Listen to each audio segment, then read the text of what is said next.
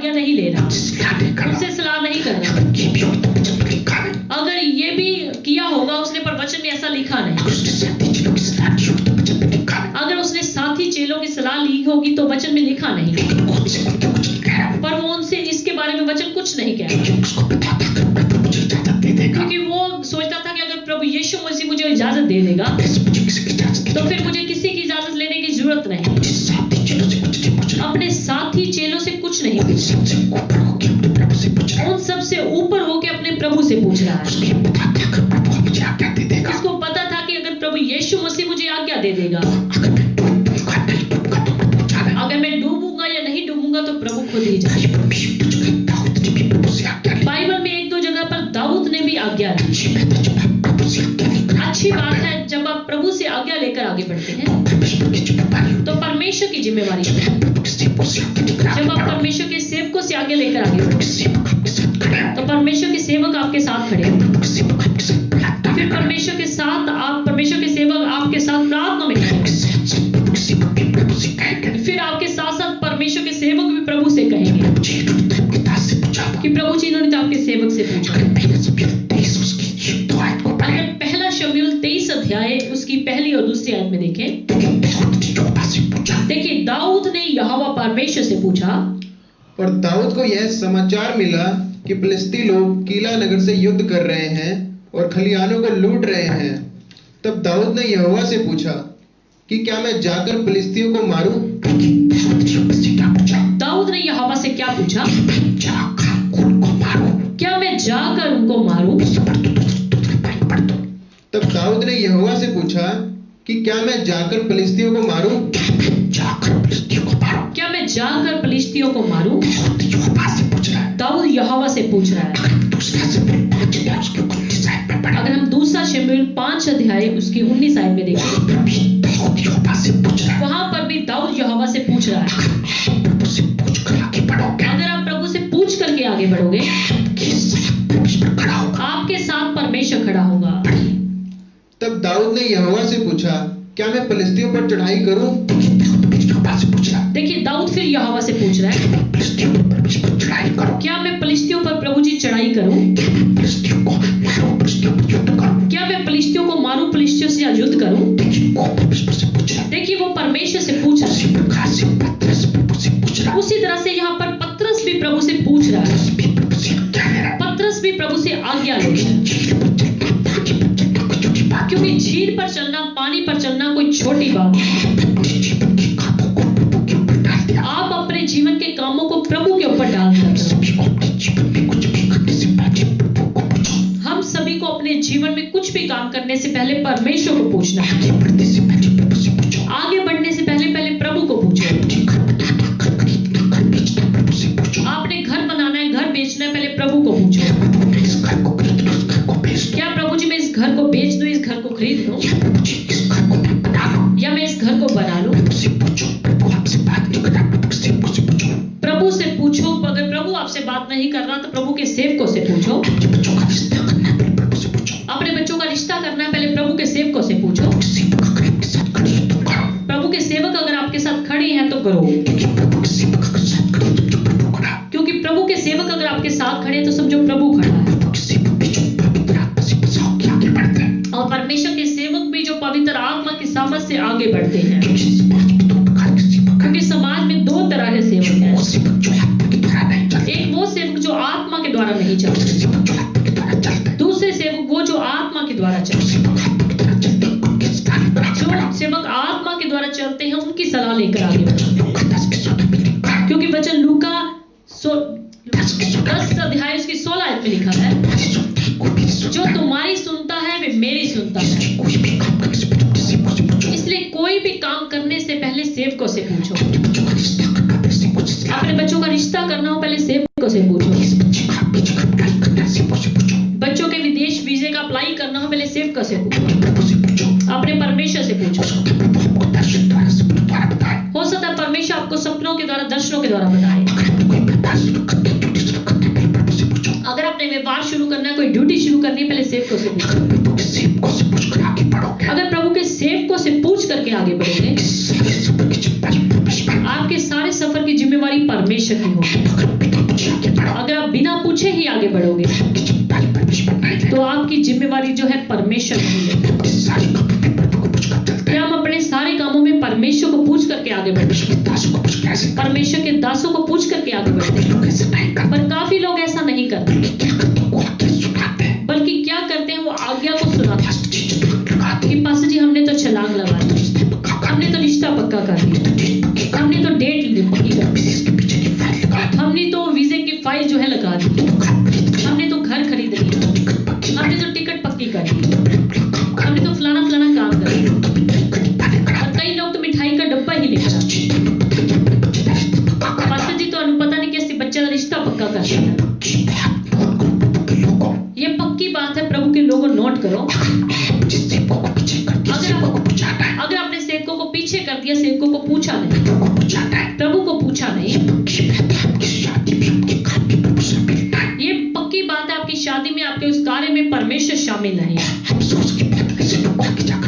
और अफसोस की बात कि ऐसे लोगों को आगे जाकर पछताना पड़ता है जब वो डूबने लग जाते हैं, जब उनके जीवन में समस्याएं खड़ी होती हैं। कितने लोगों के जीवन में, शादीशुदा जीवन में जो समस्याएं खड़ी होती हैं, कितने लोग जब सेवकों को पीछे करके अपने बच्चों के रिश्ते कर लेते हैं। हमने कितने लोगों को देखा 6 महीने साल बाद जब उनकी समस्या खड़ी हो जाती है।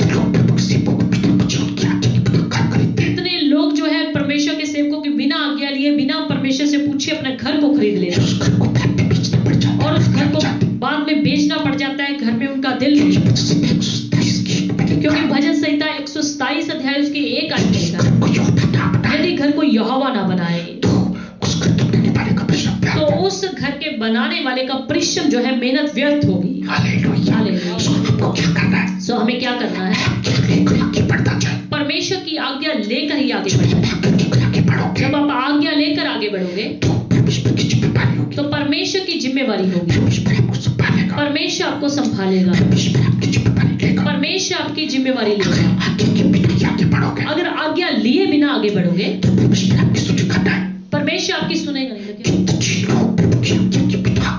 कितने लोग परमेश्वर की आज्ञा लिए बिना आगे बढ़ते हैं, इसलिए परमेश्वर की आगे जाकर सुनता नहीं। पतरस की अच्छी बात ये थी, वो प्रभु से पूछ रहा है, वो प्रभु से पूछ रहा है कि प्रभु जी क्या मैं छलांग लगा दूं, क्या मैं छलांग लगा दूं? हमने किसी भी कार्य करने से पहले परमेश्वर की आज्ञा लेनी। कितने लोग दुनिया के लोगों से सलाह लेते हैं, अपने रिलेटिव से सलाह लेते हैं, उनसे आज्ञा लेते हैं, बल्कि प्रभु से आज्ञा लेते हैं। क्योंकि संकट की घड़ी जब आएगी, दुनिया के लोग आपको बचाएंगे।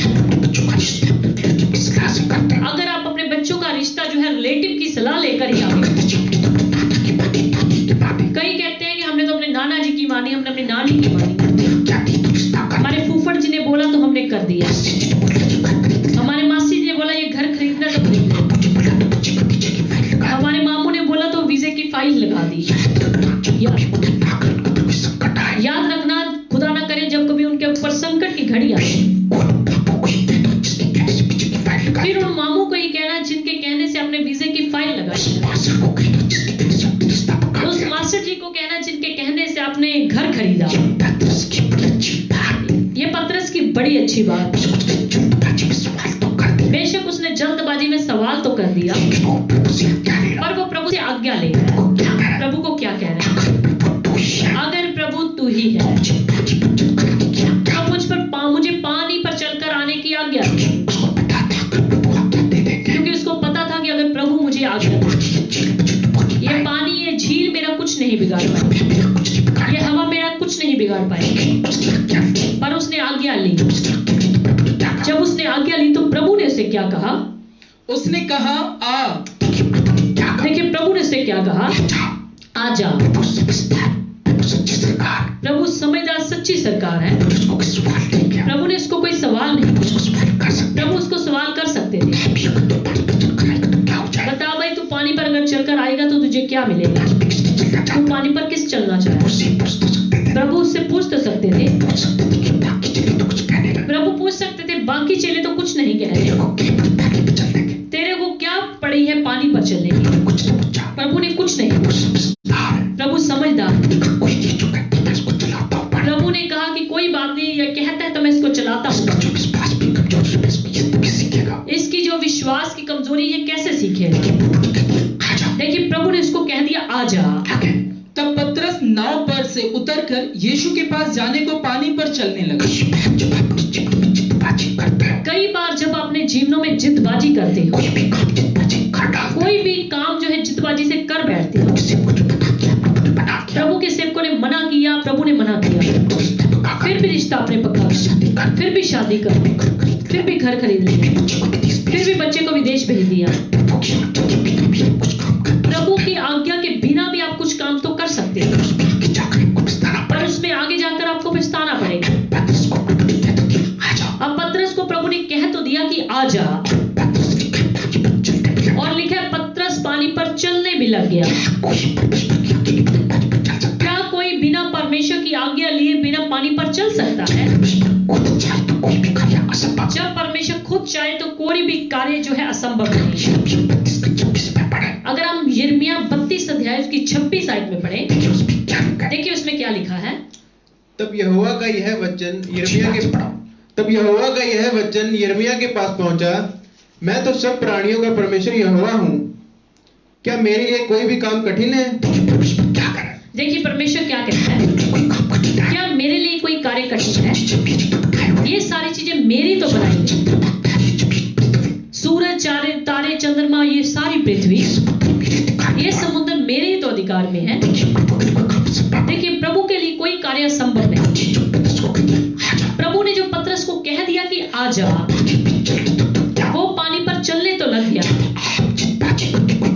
जब आप जिद्दबाजी करके कोई भी काम करोगे, आपका रिश्ता तो हो जाए, आपकी शादी भी हो जाए, हो सकता है आपके घर बच्चे भी हो जाए, आप घर भी खरीद सकते, जबरदस्ती घर भी खरीद सकते, आप वहां कुछ दिन रहने भी लगा।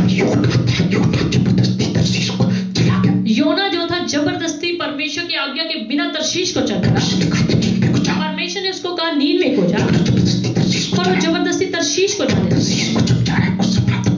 तर्शीश को जब जाने लगा, कुछ समय तक वो भी चला, आगे जाकर वो आजमाइश में पड़ गया। अभी पतरस क्या कर रहा है? प्रभु के कहने से पानी पर तो चलने लग गया। देखिए आगे क्या हुआ। पर हवा को देखकर डर गया। हालेलुया। हवा तो पहले ही चल रही थी। देखिए प्रभु ने उस किश्ती को विदा किया, फिर भी हवा उस किश्ती को डरा रही है। पतरस को प्रभु यीशु मसीह ने ही पानी पर बुलाया, फिर भी हवा जो है उसको डरा रही है। अगर परमेश्वर के लोग आप परमेश्वर के कहने से आगे बढ़ोगे, फिर भी हवा आपको डरा सकती है, फिर भी दुश्मन आपको डरा सकती है, फिर भी बीमारी आपको डरा सकती है। हो सकता है आपके लिए प्रभु के कहने से, प्रभु के सेवकों के कहने से शादी कराई हो सकता है फिर भी आपके शादीशुदा जीवन में कोई प्रॉब्लम आ जाए। देखिए पतरस को प्रभु यीशु ने बुला लिया, और फिर भी हवा उसको डरा रही है, हवा की तरह उसका ध्यान चला। कई बार जब प्रभु हमें बुलाते हैं, प्रभु की तरफ देखते हुए हम आगे बढ़ते हैं। कई बार शैतान हमारे ध्यान को भटकाने की कोशिश करता है, हमारा ध्यान जो है इधर उधर लटका देता है। कई बार हमारा ध्यान जो है बीमारी की ओर चला जाता है। देखिए पतरस को पता है कि प्रभु ने मुझे आज्ञा दी, और प्रभु को यह भी पता है, पतरस को यह भी पता है कि प्रभु यीशु मसीह मेरे सामने ही खड़े हैं, और पतरस को यह भी पता है कि प्रभु ही मुझे बचा सकते हैं। और उसका ध्यान जो है हवा की ओर चला गया। जैसे हमें यशायाह 41 उसकी 10 में दिया, मत डर मैं तेरे संग हूं, इधर उधर मत डाल, इधर उधर मत देख, मैं तेरा परमेश्वर। कई बार हम परमेश्वर के साथ चलने तो लग जाते हैं, पर इधर उधर ताकने लग जाते हैं। पतरस जब इधर उधर देखने लगा, उसका ध्यान जो था हवा ने भटका दिया। कई बार हम चलते चलते क्या, शैतान हमारे ध्यान को भटकाने की कोशिश करता है। भी ले लेते, आप प्रभु भोज भी लेते, आप दसवांश भी देते, फिर भी कई बार शैतान आपको डराने की, आपको धमकाने की कोशिश करता। देखिए, जब प्रभु ने पतरस को बुलाया था, हवा को रोक भी सकता, हवा को पीछे कर सकता, प्रभु ने हवा को रोका नहीं। क्यों नहीं रोका? पतरस के विश्वास को परखने के लिए कि देखता हूं पतरस क्या करता है। कई बार परमेश्वर के लोग हम विरोधों को देखकर डर जाते। हो सकते हैं आप परमेश्वर को बड़ा प्रेम करते, फिर भी आपके पड़ोसी आपका विरोध करते, आपके रिलेटिव हो सकता है आपका विरोध करते, जैसे पतरस का वो हवा विरोध कर। हो सकता है आपके ऊपर कर्जा है, कर्जदार आपका विरोध। हो सकता है आपकी मेडिकल रिपोर्ट गलत आई, आप मेडिकल रिपोर्ट की तरफ ही देख। हो सकता है आपको कोरोना की रिपोर्ट आ, हो सकता है आपके सेल्स की घटी की रिपोर्ट आ, आप रिपोर्ट को देखकर डर गए, पता नहीं अब क्या होगा।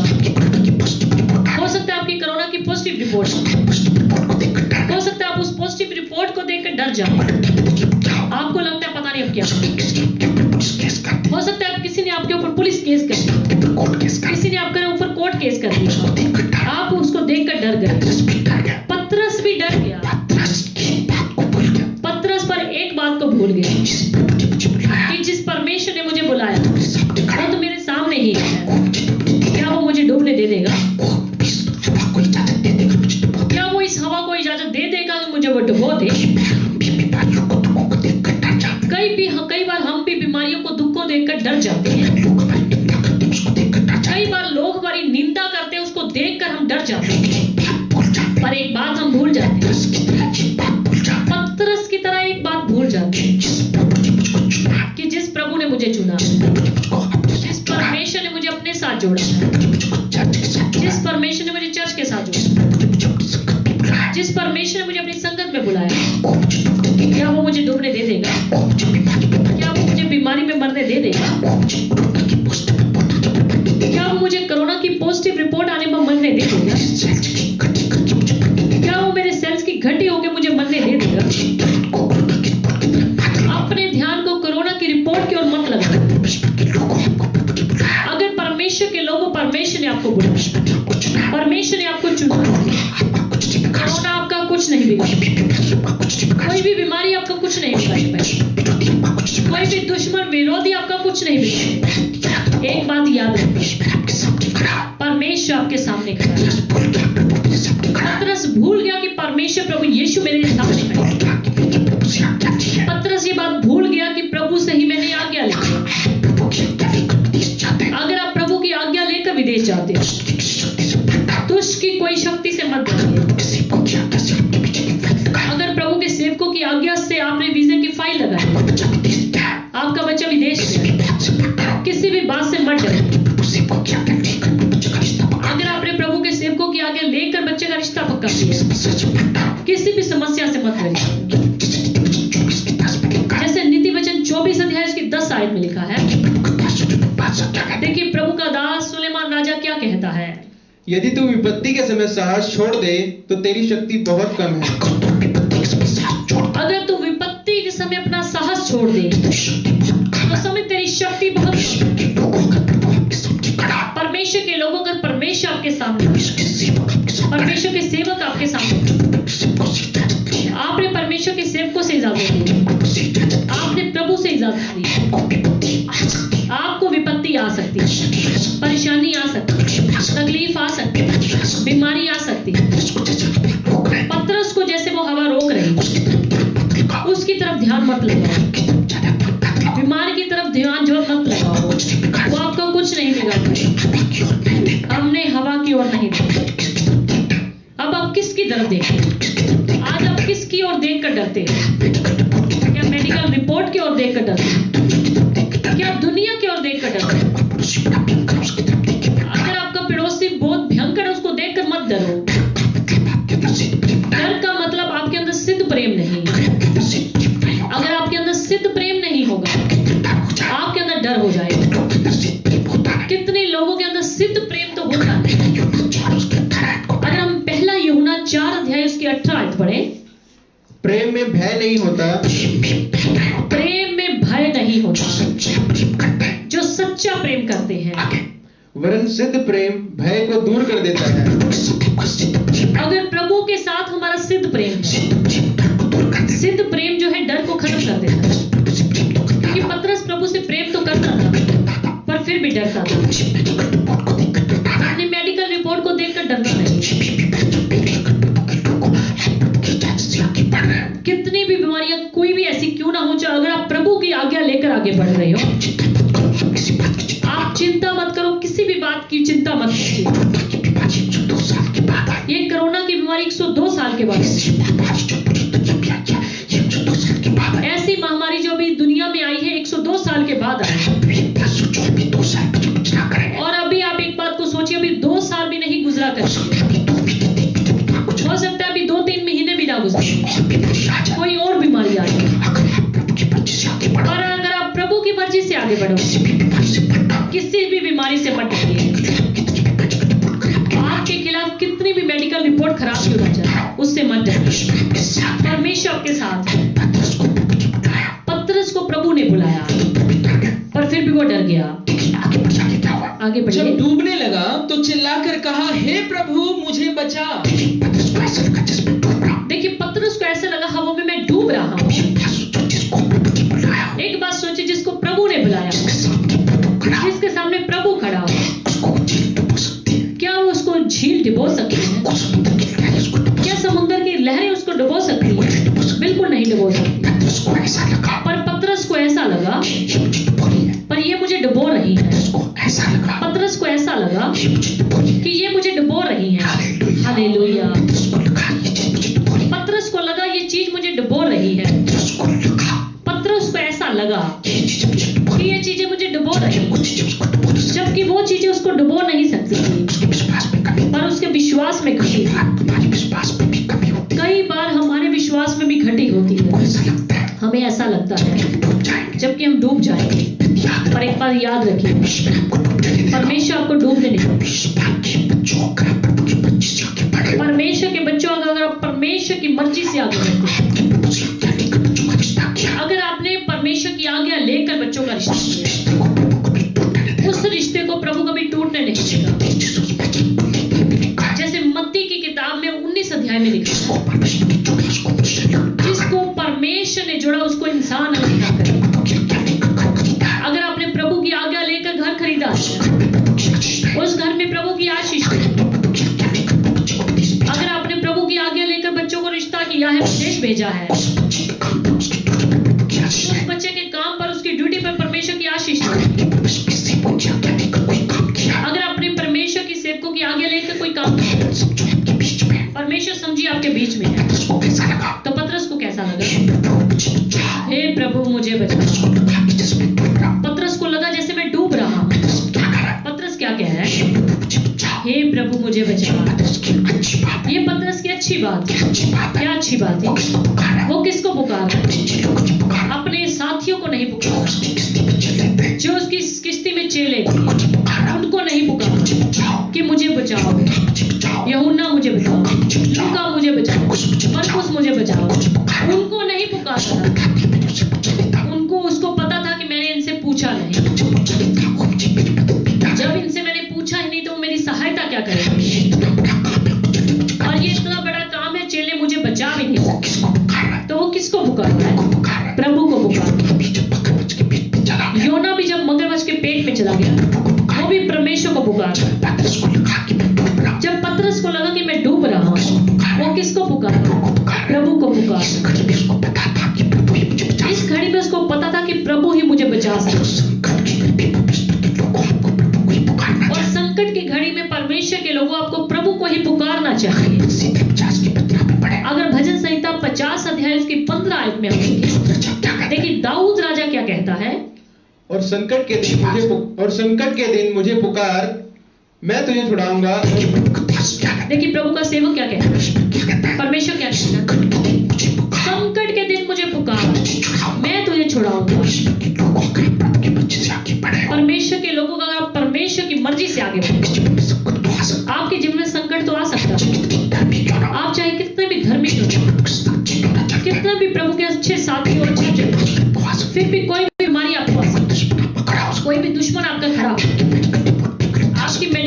भी गलत आ सकता है, पर आपको प्रभु को पुकारना है। पर कई मसीह लोग क्या करते हैं, जब उनके ऊपर संकट आता है, दुनियावी लोगों को पुकारते, कई अपने मित्र दोस्तों को पुकारते कि भाइयों मेरी मदद करो, कोई पुलिस को पुकारता है, कोई नेताओं को पुकारता है।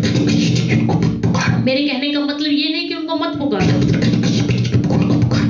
मेरे कहने का मतलब ये भी नहीं कि उनको पुकारना गलत है, पर पहले प्रभु को पुकारो। जिस प्रभु से आपने आज्ञा ली थी उसको पुकारो।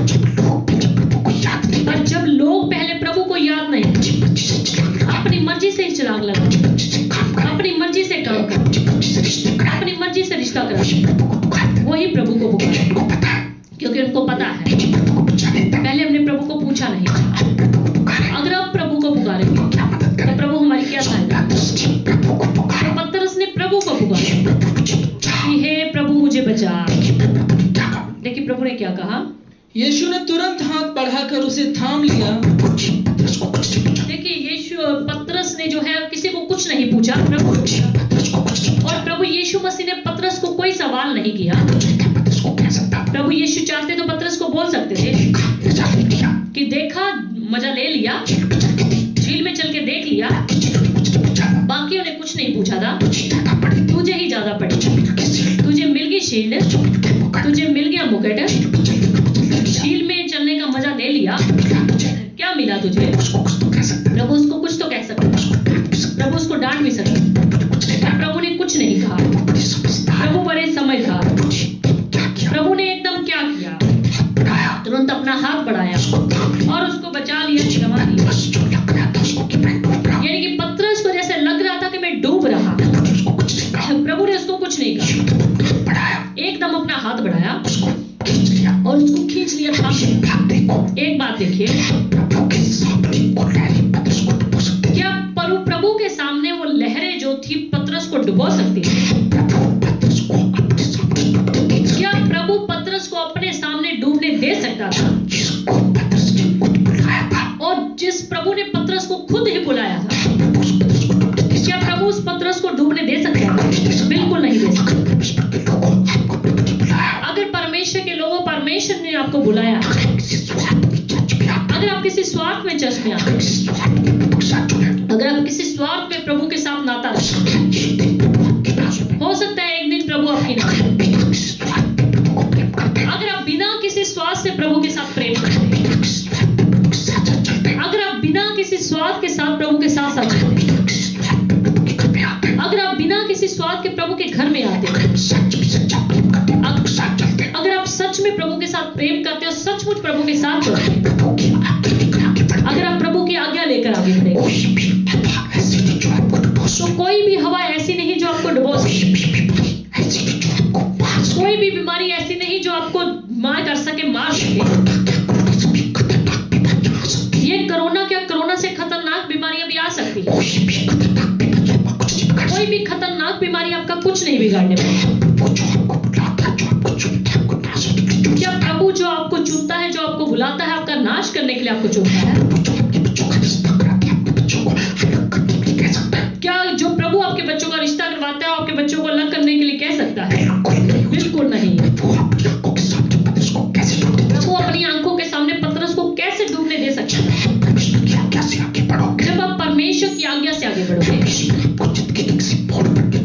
परमेश्वर में जिंदगी के किसी भी मोड़ पर गिरने नहीं देगा, वो आपको कहीं भी लज्जित नहीं होने देगा, वो अपना हाथ बढ़ाकर आपको थाम देगा, ये उसकी जिम्मेवारी है। पर शर्त क्या? जैसे पतरस प्रभु के कहने से आगे बढ़ा, जैसे पतरस ने प्रभु की आज्ञा लेकर चला, आपके ऊपर नहीं है। आप भी अपने जीवन के सारे कामों में परमेश्वर की आज्ञा लो, परमेश्वर के सेवकों की आज्ञा लो। जब आप परमेश्वर की आज्ञा से आगे बढ़ो, सब कामों में परमेश्वर अपनी जिम्मेवारी लेगा, आपके साथ खड़ा हो। परमेश्वर के सेवक लोग आपके साथ खड़े हैं। और जब आप इंसानों के कहने से अपने कदमों को बढ़ाओगे, जब आप इंसानों के कहने से अपने बच्चों के रिश्ते करोगे, जब आप इंसानों के कहने से अपने घर को खरीदोगे या बेचोगे, संकट के समय में इंसान ही बचा सकता है, परमेश्वर नहीं बचा। परमेश्वर तो तब ही आपको बचाएगा जब आप उसके कहने से आगे बढ़ोगे। देखिए प्रभु यीशु ने पतरस को कोई सवाल नहीं किया, एकदम अपना हाथ बढ़ाया और उसको थाम लिया और उसको एक बात बाद में कही और उससे कहा, हे अल्प विश्वासी, तूने क्यों संदेह किया? हालेलुया। प्रभु ने बस उसको एक बात कही।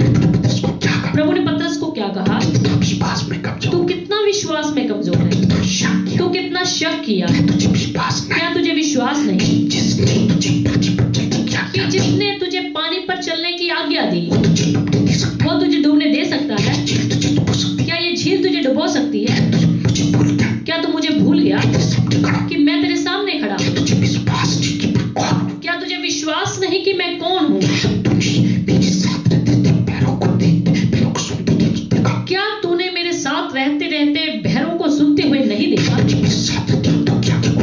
क्या तूने मेरे साथ रहते रहते अंधों की आंखों को खुलते हुए नहीं देखा? क्या तूने मेरे साथ रहते रहते मुर्दे को जिंदा होते नहीं देखा? क्या तूने मेरे साथ रहते रहते बड़े बड़े चमत्कारों को नहीं देखा? क्या ये लहरें मेरे से बड़ी हैं? ये लहरें, ये समुद्र मेरा ही तो, ये सारे मेरे इशारे पर तो चलते हैं। इब्रानियों 11 अध्याय उसकी 6 आयत में लिखा है, विश्वास के बिना उसे प्रसन्न करना न होना है। और मरकुस 9 अध्याय उसकी 23 में लिखा है, विश्वास करने वालों के लिए सब कुछ हो सकता है। ये विश्वास की कमजोरी जो है इंसान को बढ़ने नहीं देती। प्रकाशित वाक्य 2 अध्याय उसकी 10 में प्राण देने तक विश्वासी। परमेश्वर के बच्चों, अगर आप सच में प्रभु को प्रेम करते हो, आपको विश्वास में कभी कमजोर नहीं। अगर आप सच में प्रभु के लोगों परमेश्वर से सच्चा प्रेम करते हैं, स्वार्थी प्रेम नहीं करते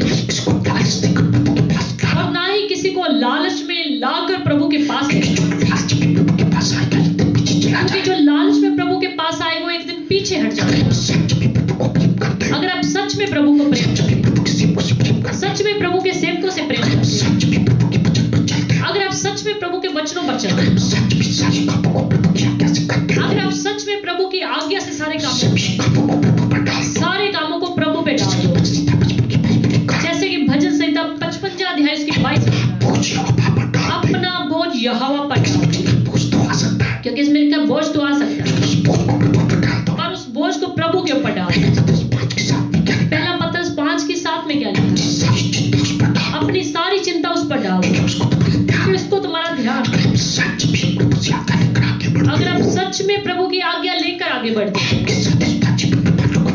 आपके शादीशुदा मान लो जीवन में कोई प्रॉब्लम आ गई, चिंता मत करो, प्रभु अपनी निगाहों को रखे। अगर आपने परमेश्वर से पूछकर बच्चों को विदेश भेजा, उसको तो स्टडी कराना प्रभु की जिम्मेदारी, उसको तो नौकरी दिलवाना प्रभु की जिम्मेदारी। अगर आपने घर खरीदा है, कोई ड्यूटी ज्वाइन की, कोई बिजनेस शुरू किया, अगर आपने प्रभु से पूछकर किया, प्रभु की सेवकी किया, उस बिजनेस को कामयाब करना प्रभु की जिम्मेदारी, उस ड्यूटी के पैसे में बरकत देना परमेश्वर की जिम्मेदारी। कभी भी जिंदगी के किसी भी मोड़ पर कोई परेशानी क्यों ना आ जाए, कभी भी विश्वास में कमजोर मत हो। एक लास्ट में बच्चे का एग्जांपल आपको,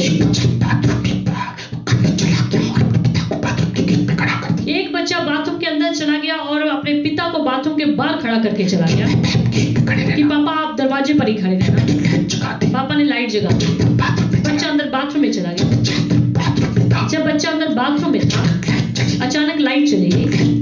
जब लाइट चली गई तो बाथरूम में क्या हो गया? अंधेरा हो गया। अंधेरे को देखकर बच्चा डर गया। बच्चा एकदम चिल्लाया, पापा पापा, बड़ा चिल्लाने लग गया। अब पापा तो बाहर ही खड़े थे। पापा एकदम अंदर बाथरूम में गए और बच्चे को गोदी उठाया बच्चे को एक बात कही, ये तो ठीक है कि लाइट चली गई और अंधेरा हो गया, तुझे डर लगने लगा, पर तू मुझे भूल गया कि मैं तेरा पापा जो है बाहर ही खड़ा। बच्चे ने क्या कहा, पापा जी अंधेरा हो गया तो मुझे डर इसलिए लगने लगा, पता नहीं अब क्या हो जाए। पापा ने क्या कहा, अरे बचाने वाला तेरा पिता तेरे पास खड़ा है। अगर परमेश्वर लोगों आपको जीवन के किसी भी मोड़ में कोई तकलीफ आ जाए, कोई भी बीमारी आ जाए, परेशानी आ जाए, आपकी मेडिकल रिपोर्ट गलत आ जाए, आपको डॉक्टर ने बोल दिया कि सारी उम्र तक दवाई खानी पड़ेगी, आपके ऊपर किसी ने झूठा केस, किसी ने झूठा दोष लगा दिया, आपकी शादीशुदा जीवन में कोई दिक्कत आ गई, आपने कोई घर खरीदा तो उसमें कोई दिक्कत आ गई, आप समाज में जाते ड्यूटी करने जाते कोई दिक्कत आ गई, आपका बॉस आपसे ठीक डीलिंग नहीं है, आपके साथ काम करने वाले कुलीग आपके साथ ठीक बात नहीं, ऐसा हो तो सकता है, पर परेशान नहीं, चिंता नहीं। अगर आपने प्रभु की आज्ञा से काम किया, ये चीजें आपको कुछ डरा तो सकती है, पर परेशान नहीं, अपने विश्वास में मजबूत। कोई भी आपको दिक्कत हो, परेशानी हो, पर उसमें डरो मत, किसी भी दुख को देखकर डरो मत। परेशानी जो है प्रभु को मत बताओ, परेशानी प्रभु को ये मत बताओ कि मेरी परेशानी बहुत बड़ी है, बल्कि परेशानी को बताओ, उस बीमारी को बताओ। अगर कोरोना पॉजिटिव हो गए तो उसको बताओ, कोरोना को बताओ, मेरा प्रभु कितना बड़ा है। आपकी मेडिकल रिपोर्ट गलत आ, उस रिपोर्ट को हाथ में लेकर बताओ, यह रिपोर्ट तेरे से बड़ा मेरा खुदा है, मेरा परमेश्वर मेरे साथ है।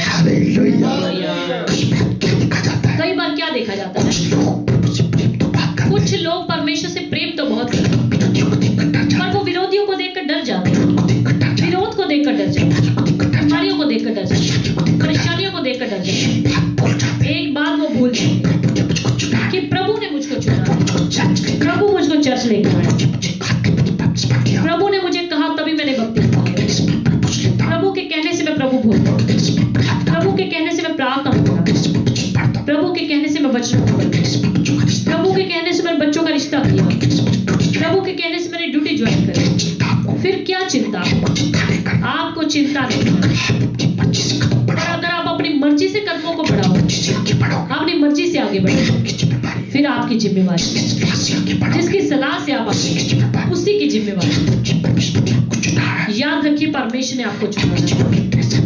आपके जीवन में कैसा भी समय क्यों ना आ जाए, कितनी बड़ी मुसीबत क्यों ना आ जाए, आपके खिलाफ कैसी भी रिपोर्ट क्यों ना आ जाए, आपके विरोध में कितने भी आंधी तूफान क्यों ना आ जाए, फिर भी चिंता मत कीजिए। एक बात को याद रखिए, मुझे बुलाने वाला परमेश्वर मेरे साथ है, और ये सच्ची बात है। आपको बुलाने वाला परमेश्वर आपके आसपास ही, आपको संभालने का, आपके पास खड़ा परमेश्वर के बच्चों, परमेश्वर आपको तसल्ली देना चाहता है। अगर मैंने तुझे बुलाया, मैंने तुझे चुना, मैंने तुझे सेवा का दर्शन दिया, तू क्यों चिंता कर? तेरी सेवा की जरूरतों को मैं पूरा करूं, तेरी को मैं अच्छी कलीसिया दूं। अगर तू मेरे कहने से आगे बढ़ा, तुझे मेरे कहने से सेवा शुरू कर, तूने मेरे कहने से ड्यूटी ज्वाइन कर, अगर तू मेरी तरफ अपनी निगाह लगा के मेरे ऊपर भरोसा रखे, तो मेरे चारों तरफ कितने भी दुश्मन क्यों ना खड़े, उन सबको संभालना मेरी जिम्मेदारी, उस हवा को डांटना मेरी जिम्मेदारी, उस दुख में से हाथ पकड़ कर निकालना मेरी जिम्मेदारी। परमेश्वर पतरस की तरह जीवन के हर मोड़ में आपको बचाएगा, चाहे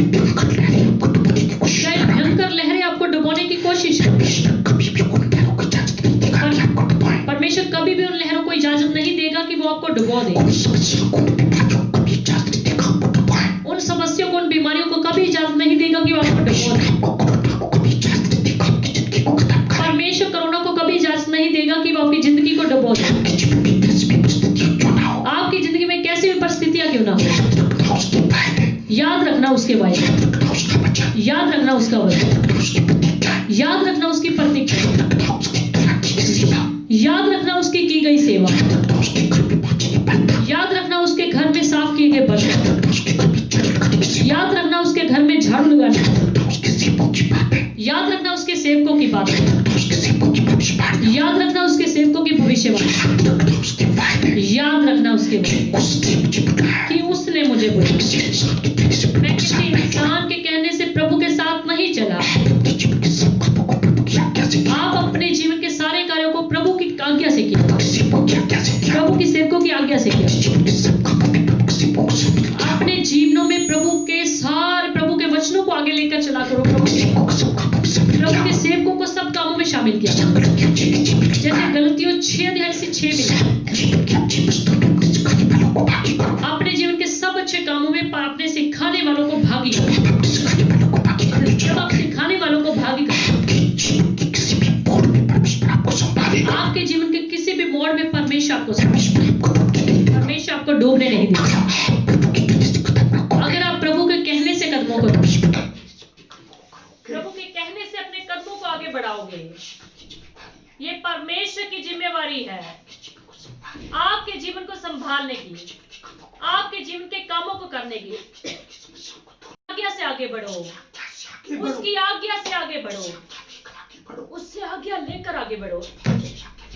जब उससे आज्ञा लेकर आप आगे बढ़ोगे तो परमेश्वर आपको डूबने नहीं देगा, परमेश्वर आपको कभी परेशान नहीं करेगा।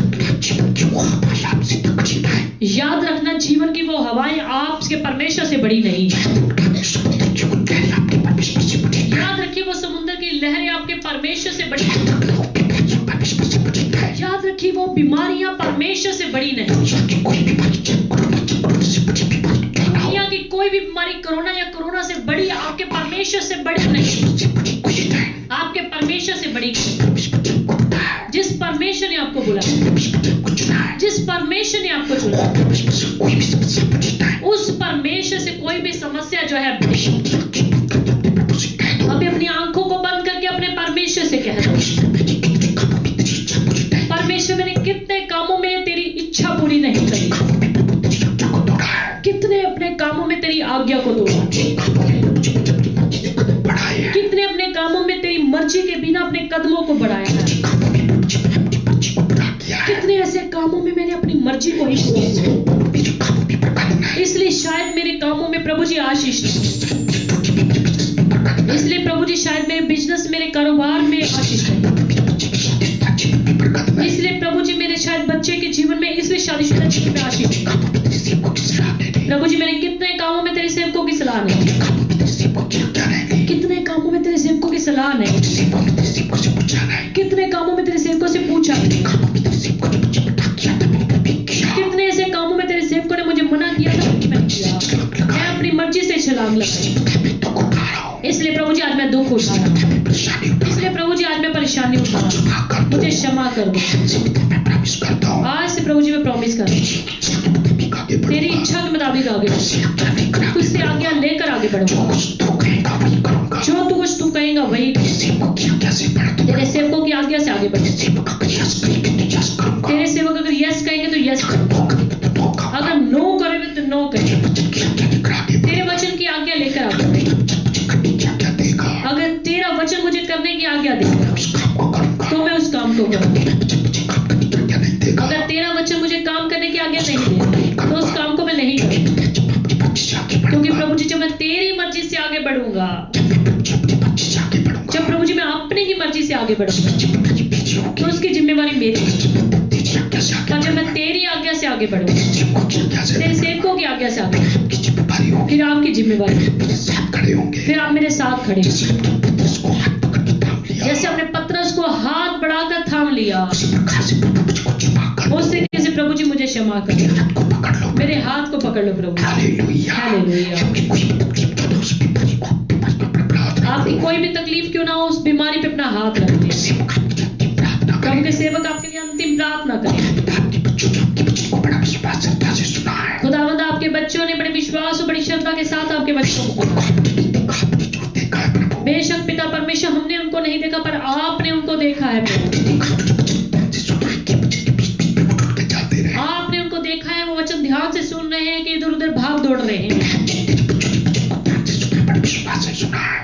जिन तो बच्चों ने आपके वचन को बड़े विश्वास के साथ बड़े ध्यान से सुना है,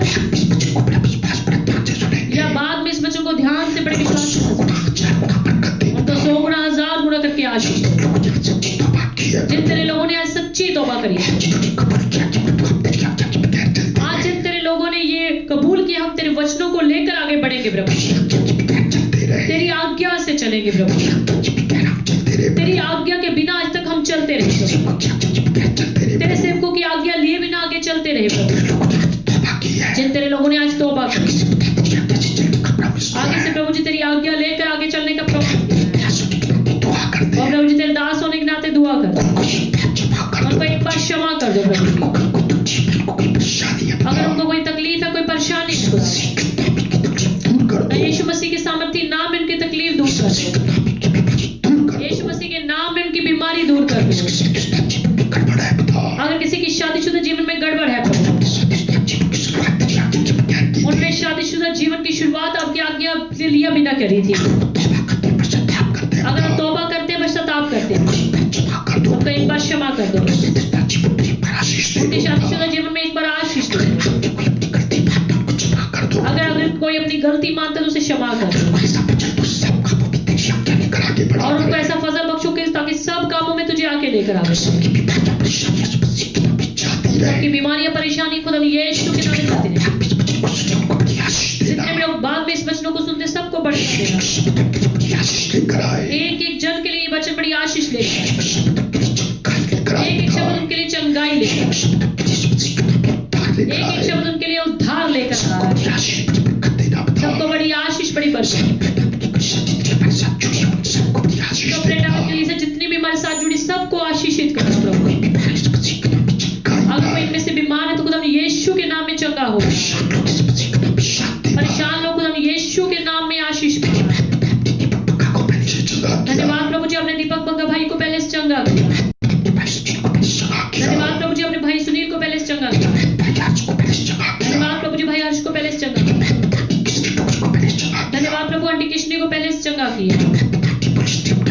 धन्यवाद प्रभु जी, आंटी भोली स्लिम डाबी को पहले से आपने चंगा किया। धन्यवाद प्रभु जी, आपने पास्टर हरिंदर जलंधर को पहले से चंगा किया।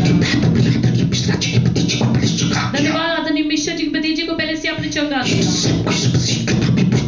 इन सबको खुदा यीशु मसीह के नाम में पूरी तरह से चंगा बना। कलीसिया में खुदा यीशु के नाम में सुख शांति। लुधियाना की, पंजाब की, सारी हिंदुस्तान की कलीसिया पर अपनी आशीष होने लगा। हर देश में आपके सेवक जहां जहां भी सेवा करते हैं उनको बहुतायत से इस्तेमाल करना। तेरे सारे सेवक लोग तेरी आज्ञा लेकर खुदावंद सेवकाई में आगे बढ़े और सारी दुनिया में सुख शांति पाए, सारी दुनिया में कहीं भी युद्ध ना होने पाए, सब देशों में आपस में प्रेम प्यार भर हो। हिंदुस्तान में, चाइना में, पाकिस्तान में सुख शांति दे दो। कोई भी देश अगर हमारे देश की तरफ गलत निगाह से देखता है तो उसको समझाओ प्रभु, ताकि सब देशों में सुख शांति बने। सारे देशों से, हिंदुस्तान से सारा कोरोना का खतरा खत्म कर दो। हमारे पूरे पंजाब से, पूरे लुधियाना से कोरोना का खतरा खत्म कर दो।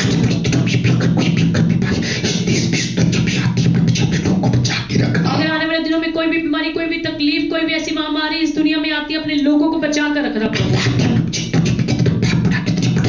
हम मानते प्रभु जी दुनिया में कितना पाप बढ़ा है, कितनी बुराइयां बढ़ी है,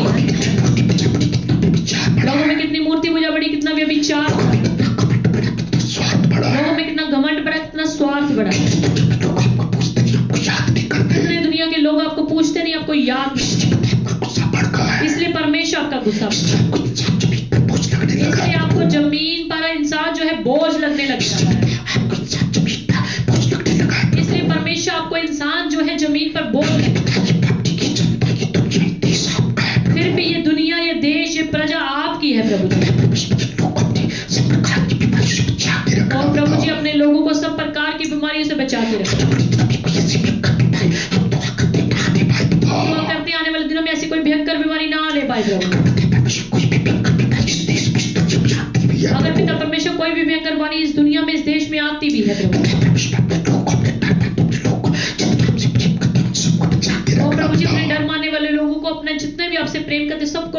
रखना खुदा।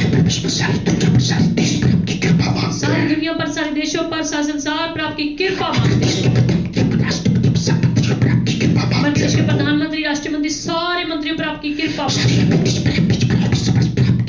सारे एमएलएस पर, सारे एमपीस पर, सारे मंत्रियों पर, सारे मिनिस्टर्स पर आपकी बरकत मांगते हैं। सारे ऑफिसर पर, सारे बिजनेसमैनों पर, सारे व्यापारियों, सारे किसानों के ऊपर आपकी बरकत आशीष है। सब जगह सुख शांति बनी। फिर से हमारे देश में एक बिजनेस बढ़े, खेती बाड़ी बढ़े।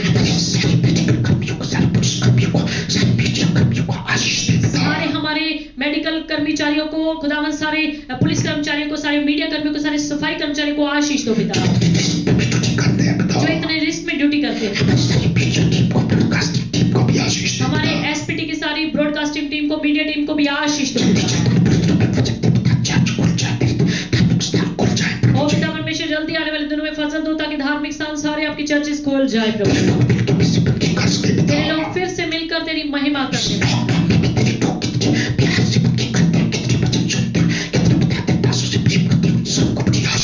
लॉकडाउन के डेज में भी कितने लोग आपके अपने घरों में बंदगी करते हैं, आपके वचनों को सुनते हैं, आपके सेवकों से प्रेम करते हैं, आपके घर से प्रेम करते हैं प्रभु, उनको बहुत से बरकत दो पिता। धन्यवाद प्रभु जी, आपने सारी दुआओं को पिता, आपके पिता हम सबके मुक्तिदाता प्रभु यीशु के नाम से मांगा है पिता, आमीन।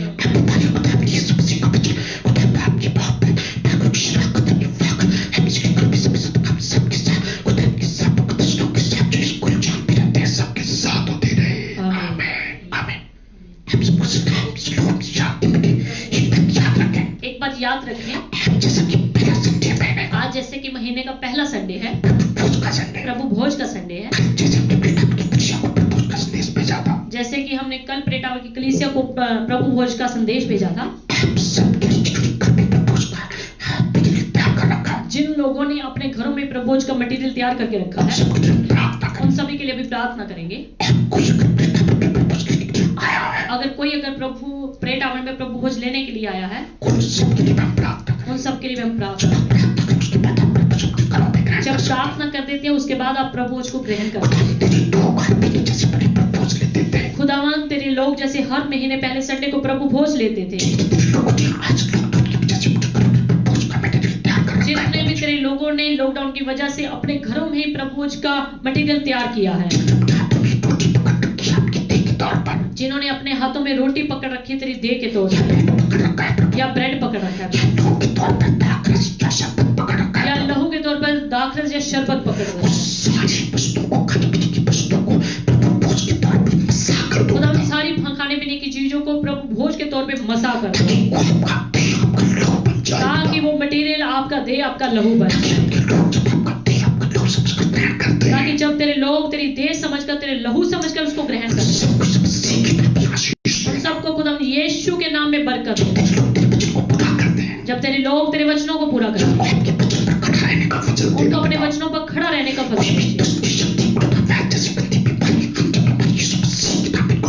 कोई दुष्ट शक्ति, कोरोना वायरस जैसी गंदी बीमारी खुदा यीशु के नाम में खुदा उनके लोगों को छूने ना पाए। सबको लॉकडाउन के डेज में प्रार्थना करने का, वचन पढ़ने का, आपकी करीबी में रहने का फजल देना पिता। धन्यवाद प्रभु जी, आपने दुआओं को सुन लिया। प्रार्थना पिता प्रभु यीशु के नाम से मांगते हैं, आमीन।